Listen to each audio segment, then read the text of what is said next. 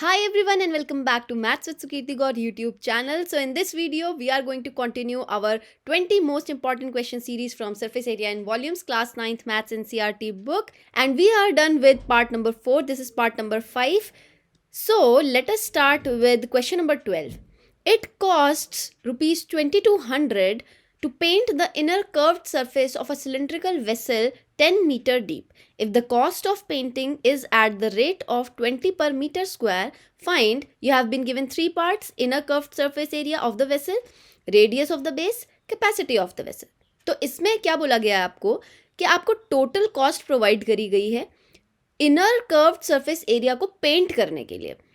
कैसा वेसल है हमारे पास? सिलेंड्रिकल वेसल है, राइट. 10 मीटर डीप से मीनिंग है उनका हाइट, तो वो कितना गहरा है ये आपको इस 10 मीटर डीप से पता चल रहा है.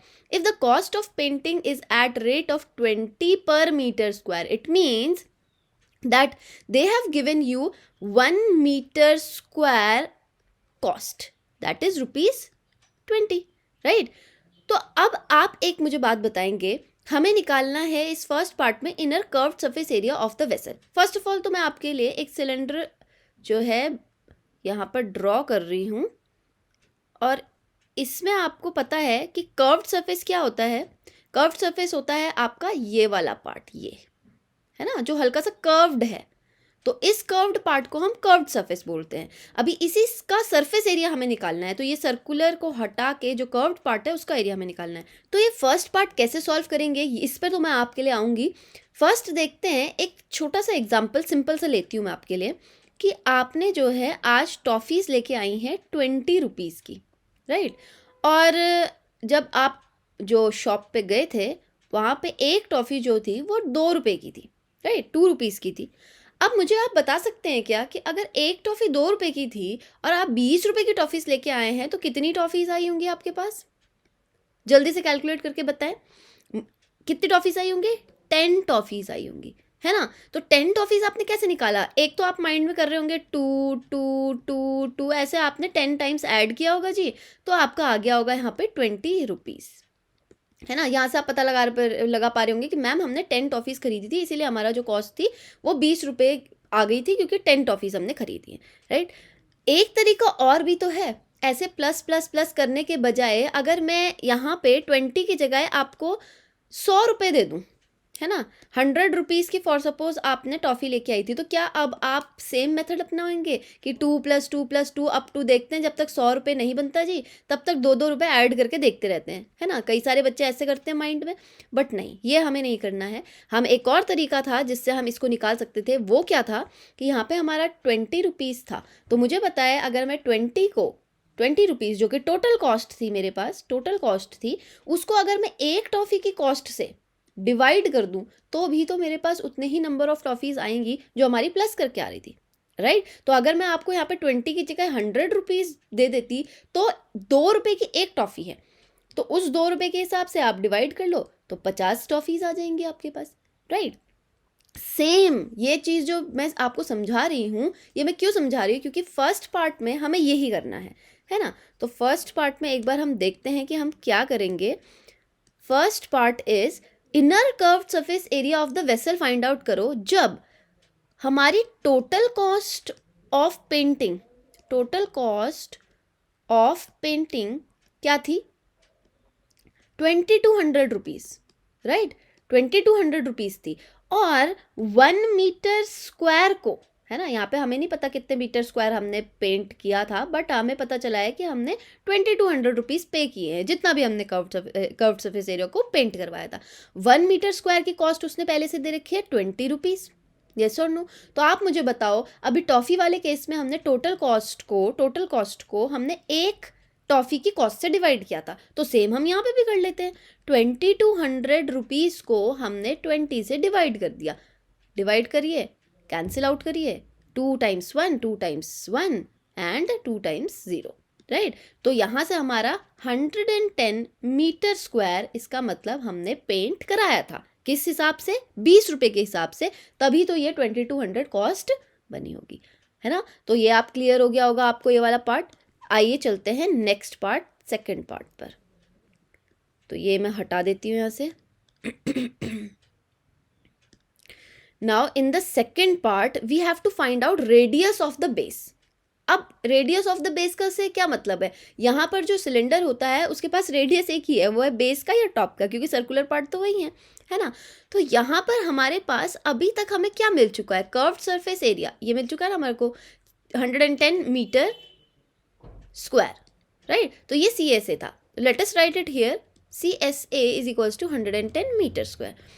यहाँ से डालेंगे CSA का फॉर्मूला 2πRH इक्वल्स टू 110, 2 पाई की जगह 22/7, R की जगह आपको निकालना है ये चीज़, और H की जगह डालेंगे हम 10, क्योंकि मैंने आपको पहले ही बताया था कि ये 10 मीटर डीप है, इट मीन्स ये 10 मीटर इसकी हाइट है।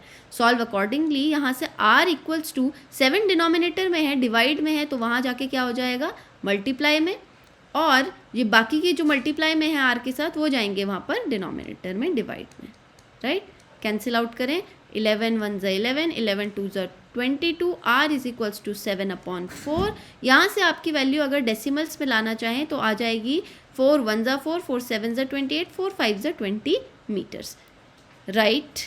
अब यहाँ से आते हैं हम थर्ड पार्ट पर, ये है third part, capacity of the vessel. अब कैपेसिटी को हमें जो है वॉल्यूम, एज अ वॉल्यूम लेना पड़ता है, वॉल्यूम ऑफ द वेसल, ठीक है। यहाँ से वॉल्यूम का फॉर्मूला अप्लाई करेंगे, πr²h, पाई की वैल्यू 22/7, R की value we will take this fractional one, क्योंकि हमें ईजी पड़ेगा अगर हम ये वाली वैल्यू लेके चलते हैं कैलकुलेशन में, इंटू 10, राइट। अब देखो 7 से 7 कैंसिल हो गया, वहीं अगर मैं 1.75 लेके चलती तो मुझे वो रिमूव करना पड़ता, फिर नीचे 100 लगाना पड़ता, और मेरी कैलकुलेशन बहुत ज़्यादा इंक्रीज हो जाती। सो टू अवॉइड दैट आपको बहुत ध्यान से चलना है कि आपको क्या चीज़ें लेनी है और क्या नहीं। 2 1 ज़ा 2, 2 5 ज़ा 10, दिस विल बी कितना, 7 5 ज़ा 35, 35 इंटू 11 विल बी 1 5 ज़ा 1 3 ज़ा 1 5 1 3, 385, 385/4, 385/4, and volume of the vessel क्या आ जाएगी, 4 9 ज़ा 36, 4 6 ज़ा 24, 4 2 ज़ा 8, 4 5 ज़ा 20, this will be in metre cube, right. But capacity को बेसिकली किसके लिए यूज़ किया जाता है, फॉर लिक्विड्स। तो इसको अगर हम लीटर्स या किलो लीटर्स में निकाल दें तो हमारे लिए और ज़्यादा बेटर होगा। अब यहाँ से क्या करेंगे, क्या आपको पता है 1 metre cube is basically equals to 1000 litres, yes 1000 litres, या फिर बोल सकते हैं 1 metre cube is basically equals to 1 kilo litre, है ना, 1000 की जगह किलो और ये लीटर्स, तो 1 मीटर क्यूब 1 किलो लीटर के इक्वल होता है। इसका मतलब 96.25 मीटर क्यूब 96.25 किलो लीटर के इक्वल हो जाएगा। सो 96.25 kilo litre is the capacity of the vessel, right. Question number 13. A lead pencil consists of a cylinder of wood with a solid cylinder of graphite filled in the interior. तो एक lead pencil है ना, जो pencil हम usually use करते हैं, तो जब नई नई आती है बड़ी खूबसूरत लगती है, तो ऐसे होती है और इस तरीके से। अभी ये नई पेंसिल है इसलिए इसका मैंने शार्प नहीं करी है, ठीक है ना। तो ऐसे मत बोलना मैम इसकी वो कहाँ है, लिखने के लिए आपने कुछ बनाया ही नहीं है। तो ये नई पेंसिल को बना रहे हैं हम, और इसके अंदर बिल्कुल उसी तरीके से ये ग्रे कलर का पार्ट होता है ना ऐसा, जिसको हम शार्प करके, जिसे हम क्या कहते हैं, एक पेंसिल के अंदर का ग्रेफाइट वाला पोर्शन, ठीक है। तो मैंने जो ये पेंसिल बनाई है कुछ ज़्यादा ही मोटी बना दी है, इतनी होती नहीं है। तो ये होता है पूरा फिल्ड, ठीक है। और ये जो बाहर का पार्ट है ये है आपका वुडन।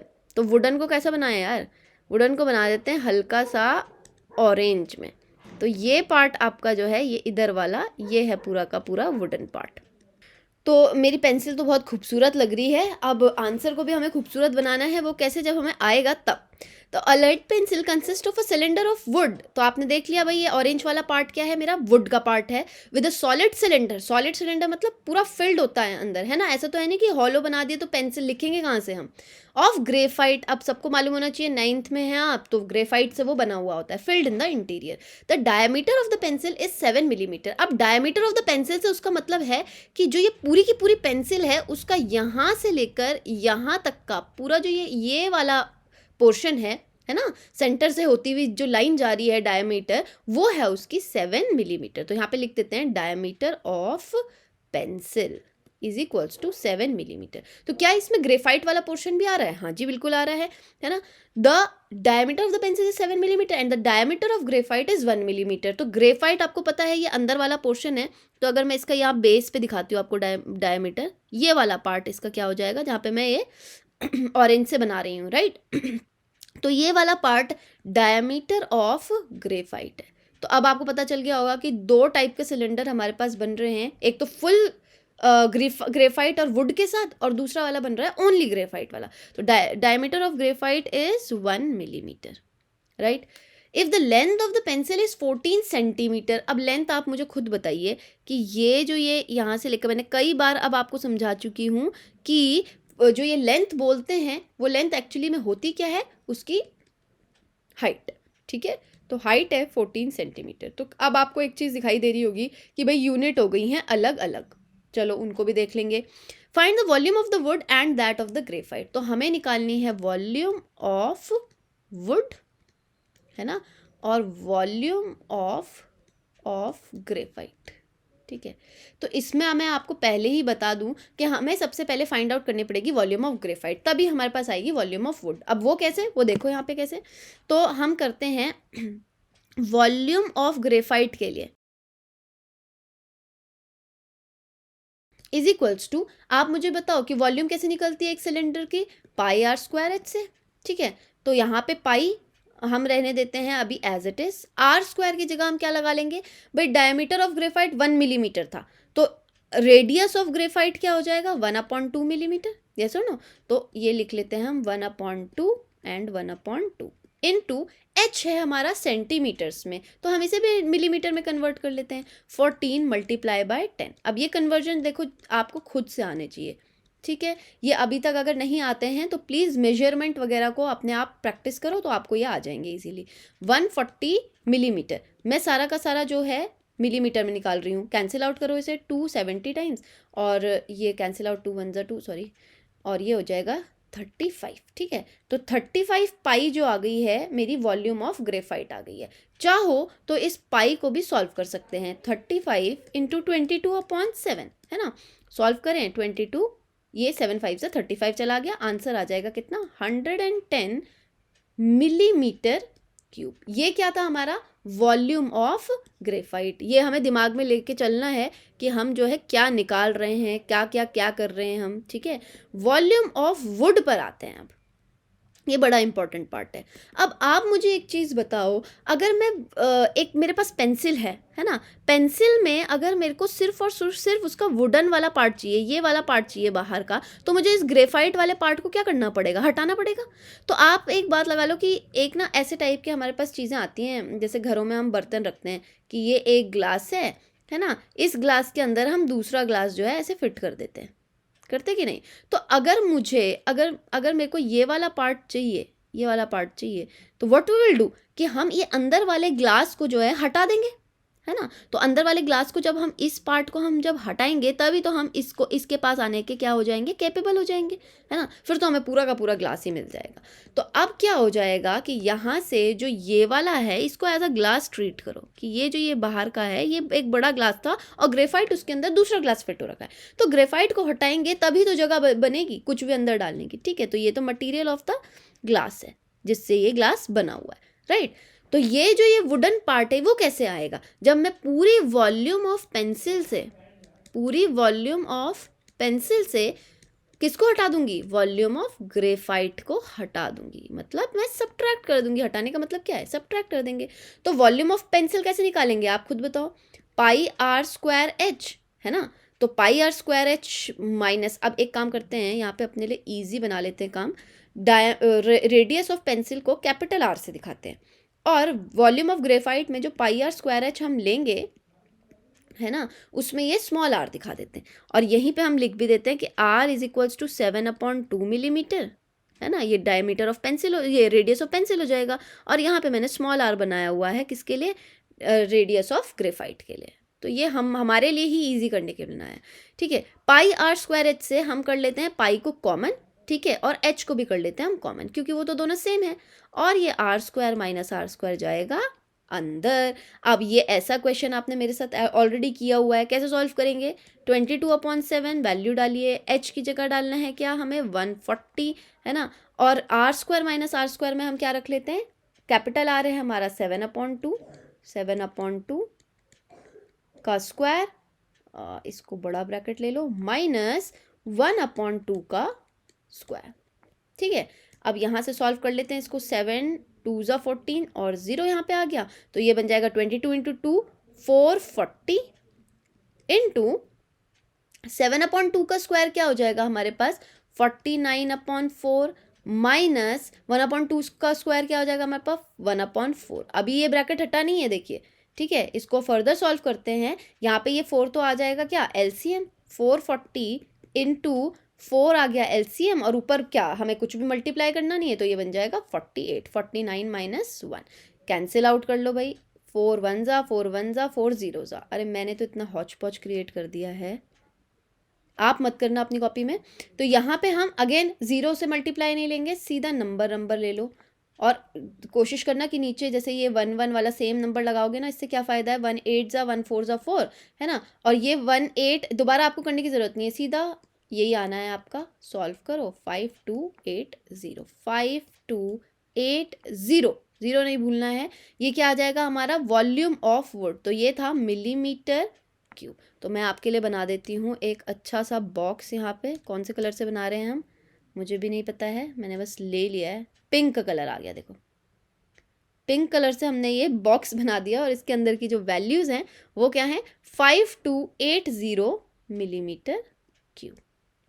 तो ये मिलीमीटर क्यूब आ गया है, चाहो तो आप इसे सेंटीमीटर क्यूब में भी चेंज कर सकते हो। वो कैसे करेंगे आप, मैंने जैसे सेंटीमीटर स्क्वायर से मीटर स्क्वायर में जाने के लिए बताया ना कि 100 और 100 चाहिए होता है, वैसे ही सेंटीमीटर से मिलीमीटर बनाने के लिए 10 चाहिए होता है। तो यहाँ पे मिलीमीटर क्यूब है तो 3 बार 10 से डिवाइड करना पड़ेगा, it means 10 into 10 into 10, right. और यहाँ पे वैल्यू आ जाएगी, एक ज़ीरो से एक ज़ीरो कट, और इन दो ज़ीरो की वजह से पॉइंट शिफ्ट, 1 2 5.28 सेंटीमीटर क्यूब। ऐसे भी आप कर सकते हैं, ठीक है, तो जो मर्जी चाहे, बट एक चीज़ मुझे बड़ी पसंद आई है, वो है मेरी पेंसिल। आगे चलते हैं नेक्स्ट क्वेश्चन पे। Question number 14 says a right triangle ABC with sides 5 centimetre 12 centimetre 13 centimetre is revolved around about the side 12 centimetre, find the volume of the solid so obtained. अब देखो एक लाइन का question है, but अगर दिमाग ना लगाया जाए तो दिमाग को बिल्कुल घुमा के रख देगा, ठीक है। कई बार स्टूडेंट्स जो हैं मेरे इन चीज़ों पे बहुत ज़्यादा अटके हैं, तो मुझे ये पता है, इसीलिए हम इस क्वेश्चन को इन मोस्ट इंपॉर्टेंट क्वेश्चन की सीरीज़ में ले रहे हैं। अगर मैं एक राइट एंगल्ड ट्राइंगल आपके लिए यहाँ पे बनाऊँ, है ना, ऐसा, और मैंने इसके इस साइड को 12 सेंटीमीटर ले लिया, बेस को मैंने ले लिया 5 सेंटीमीटर, और हाइपोटेन्यूज मैंने ले लिया है 13 सेंटीमीटर, क्योंकि ये राइट एंगल ट्राइंगल है तो सबसे लॉन्गेस्ट साइड आपकी हाइपोटेन्यूज बनेगी, ठीक है। अब आप मुझे बताओ कि अगर अबाउट दिस साइड, है ना, ये मतलब आप बिल्कुल ऐसा मान लो कि आपकी जो ये आपने एक वैसा टाइप का क्रिएट कर लिया है कि यहाँ पे आपने कोई हुक लगा दिया, और इस हुक को पकड़ के आप इसको तेज़ी से घुमा रहे हैं, है ना, तो ये कैसी फिगर बनाएगा, एक ऐसी फिगर बनाएगा, ऐसी ऐसी ऐसी ऐसी ऐसी ऐसी ऐसा। तो ये बेसिकली एक क्या बन जाएगा, जब आप इसको घुमाएंगे तो ये कोन की शेप ले लेगा, है ना। इस कोन की शेप में ये जो ये बीच वाली जिसके अराउंड आपने घुमाया था 12 के, ये आपकी बन जाएगी हाइट, परपेंडिकुलर हाइट, ये वाली आपकी बन जाएगी slant height, it means 13 centimetre, और ये तो बेस रेडियस बन जाएगा 5। आया बात समझ में? तो अगर नहीं आया है तो आप एक काम कर सकते हैं, आप खुद इसको घर पे बना के देखिए, और कैसे आप इसको रिवॉल्व करें तो आपको दूर से जब आप इसको तेज़ी से घुमाते हुए देखेंगे तो इस टाइप की फिगर आपको दिखाई देगी, ठीक है ना। तो अब चलते हैं इसके सॉल्यूशन पे कि कैसे इसके सॉल्यूशन को किया जाए। इसमें बोला गया है find the volume of the solid obtained. अब मैंने आपको ये पहले ही बता दिया कि हमारा जो आर है वो क्या हो जाएगा 5 सेंटीमीटर, एच परपेंडिकुलर हमारी हो जाएगी कितना 12 सेंटीमीटर, और जिस स्लांट हाइट हमारी हो जाएगी कितना 13 सेंटीमीटर। तो अब तो कोई डाउट ही नहीं है हमारे पास, तो हमें सीधा निकालनी है वॉल्यूम ऑफ द कोन, ये कोनिकल शेप बना रहा है ना, तो हमने सॉलिड का नाम पता लगा लिया भाई, कोन बनाएगा। तो वॉल्यूम ऑफ कोन क्या होती है, 1/3 पाई आर स्क्वायर एच। डालिए ज़रा वैल्यू, 1/3 पाई की जगह डाल लेंगे हम, अभी पाई ही रहने देते हैं। आर स्क्वायर क्या कर लेते हैं यहाँ पे, 5 और h क्या हो जाएगा हमारा 12 सेंटीमीटर। कैंसिल आउट कर सकते हैं, हाँ जी बिल्कुल कर सकते हैं। 3 × 4 यहाँ से आ जाएगा 25 × 4 इज 100 पाई। चाहो तो इसे आगे भी सॉल्व कर लो, 100 × 22/7, but then you will be getting your answer in decimals, right. So then you will be getting your answer in decimal. If you wanted तो आप कर सकते हैं, यहाँ पे आंसर दे सकते हैं। अब ये थोड़ा सा आपके लिए मैं होमवर्क टाइप का दे रही हूँ, या आप खुद करेंगे, ठीक है। 100 पाई क्या होगी इसकी यूनिट, सेंटीमीटर क्यूब।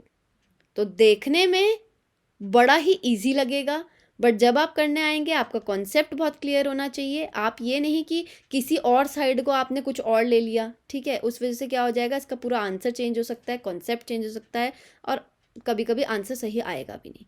आते हैं क्वेश्चन नंबर 15 पे।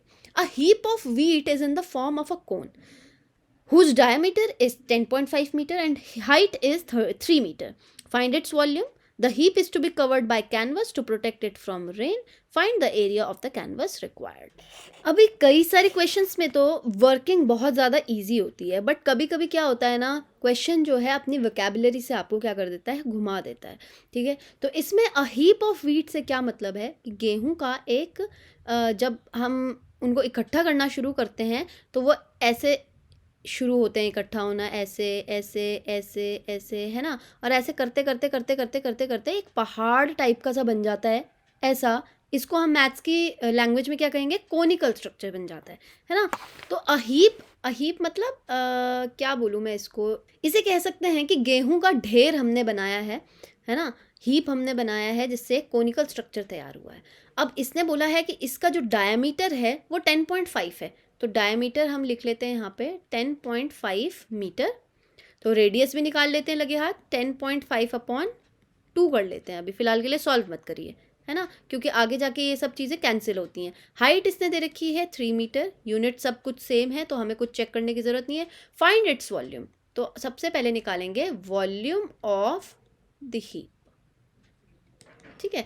जिस वे में क्वेश्चन पूछा गया है उस वे में अगर आंसर करेंगे तो और अच्छा रहता है। तो वॉल्यूम ऑफ हीप क्या हो जाएगी, volume of cone 1/3 pi R square H.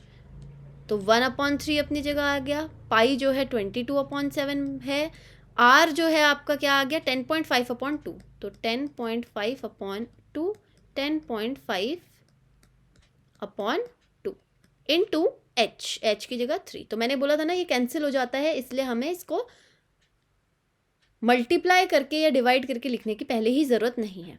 यहाँ से आप इसको कर लीजिए 2 11 है ना, 2 1 2, और ये कैंसिल आउट करो, 2 5 10, 2 2 4, 2 5 10। तो यह आ गया आपका 11 × 5.25 × 10.5, है ना, और अपॉन में आपके पास अभी भी है 7।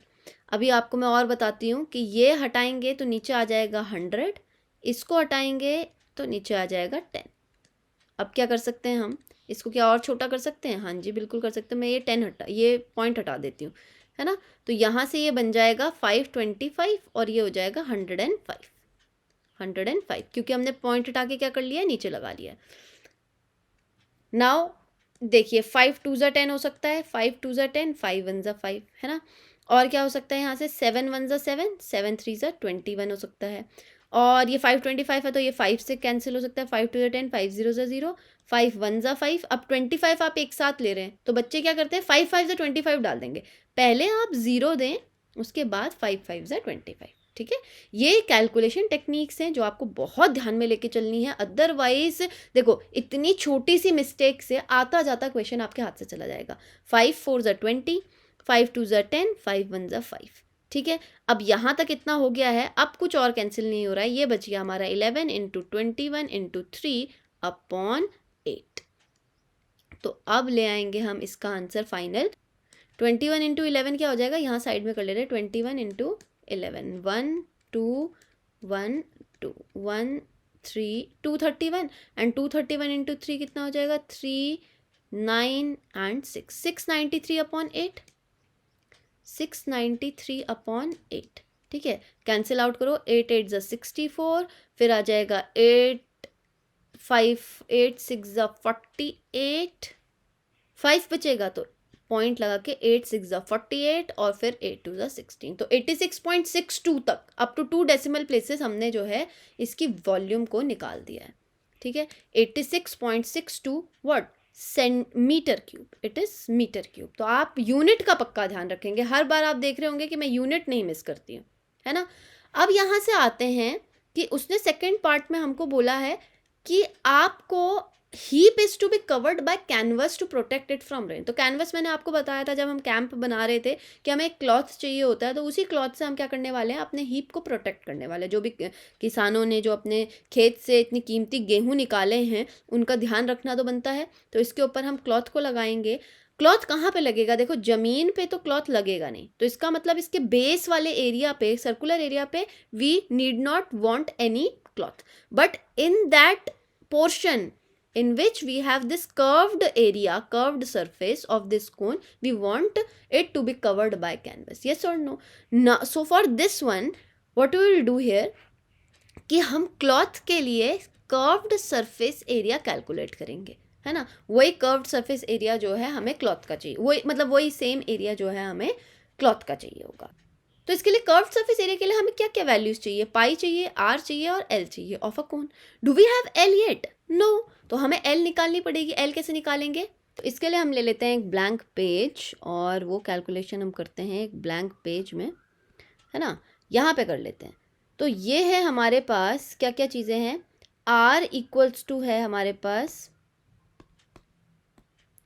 Are equals to 10.5 upon 2 10.5 upon 2 और हमारे पास क्या चीज़ है एच है 3 मीटर 3 मीटर तो यहाँ से एल की कैलकुलेशन करते हैं L square is equals to R square plus H square L square is equals to R की जगह 10.5 अपॉन 2 का स्क्वायर प्लस एच की जगह 3 का square right L square is equals to 10.5 upon 2 तो 10.5 105 का स्क्वायर कर लेते हैं फटाफट से 5 5 ज़ा 25 5 1 ज़ा 5 0 0 0 मल्टीप्लाई 1 5 ज़ा 5 1 0 ज़ा 0 1 1 ज़ा 1 5 2 10 1 1 0 2 5 ठीक है तो 1 1 0 2 5 अपॉन 2 2 ज़ा 4 और ऊपर क्या था कि 10.5 और 10.5 पॉइंट के बाद हमारे पास 2 आ रहे हैं 2 डिजिट आ रहे हैं तो पीछे से हमको 2 digit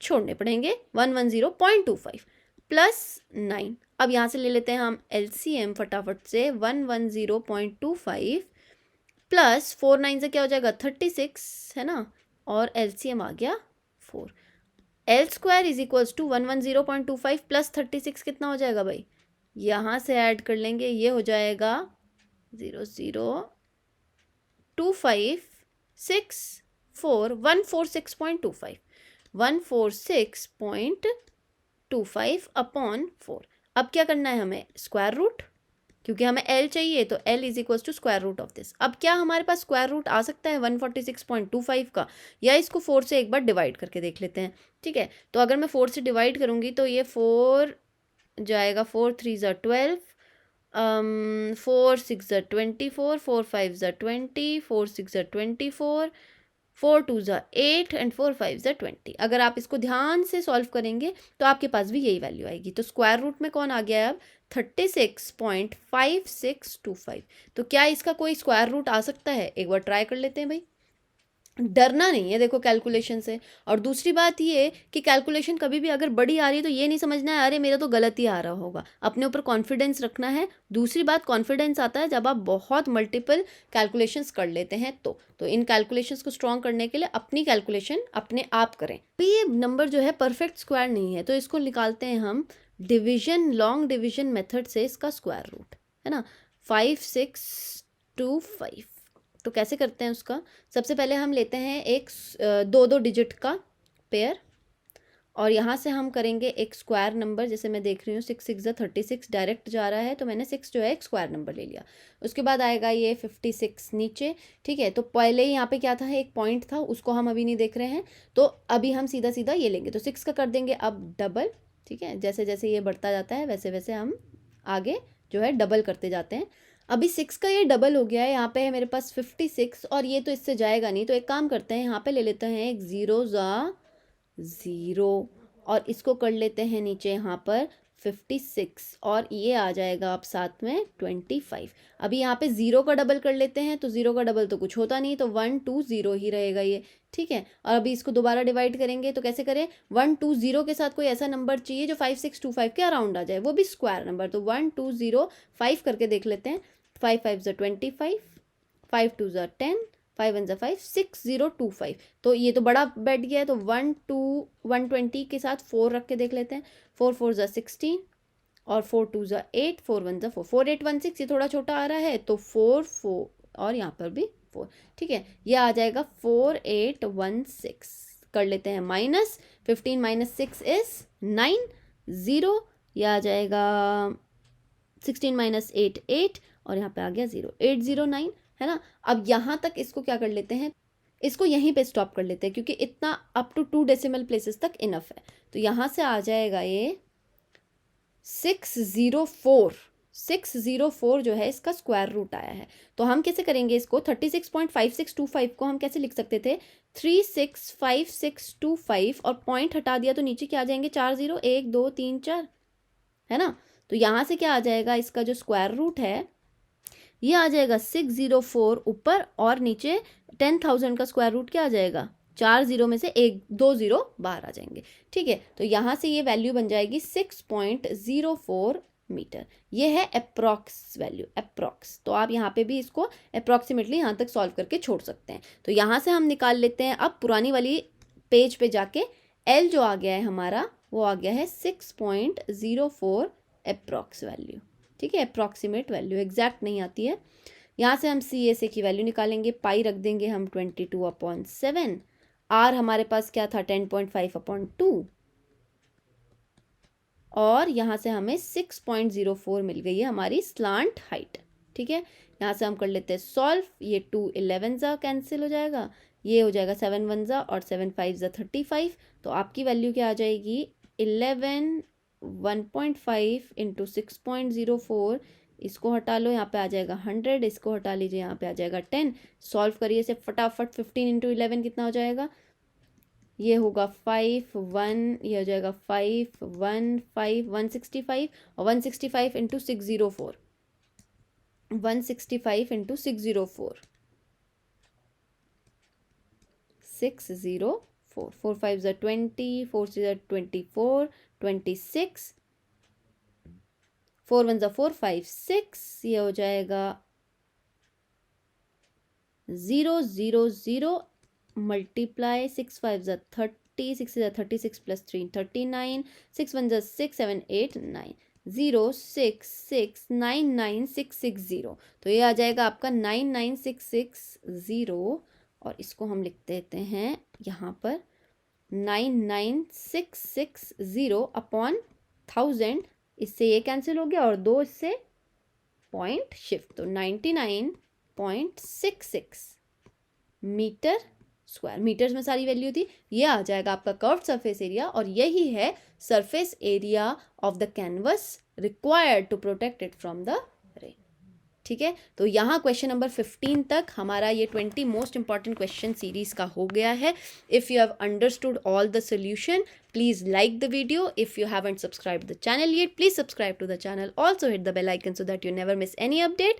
If you have any query in all these question, any of these question, किसी में भी कोई भी दिक्कत हो, please comment me in the comment box. और आपका कोई नया question हो, that also comment me in the comment box. I just love to read all your comments. I will see you in the part number 6. Till then, take care. Bye bye. Thank you so much for watching.